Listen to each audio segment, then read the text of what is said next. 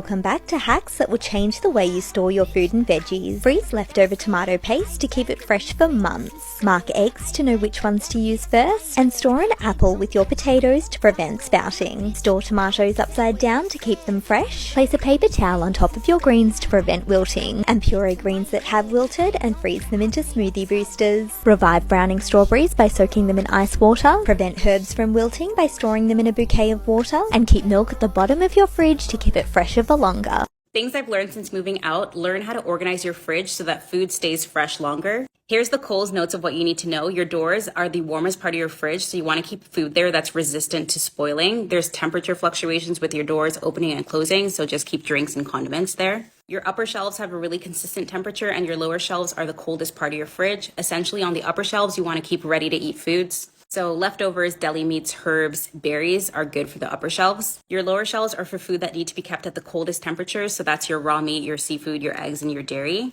And then your bottom drawers are your crisper drawers, which are meant to maintain moist conditions to help preserve your fruits and your veggies. I personally don't store fruits in the fridge other than berries, but if you are going to, just make sure it's separated from your veggies, because the ethylene gas that the fruit produces will cause your veggies to go limp or to spoil faster. And then some people might put food and stuff at the top of your fridge. Just know that the top of your fridge is warm, so probably appliances and stuff are the best to go there.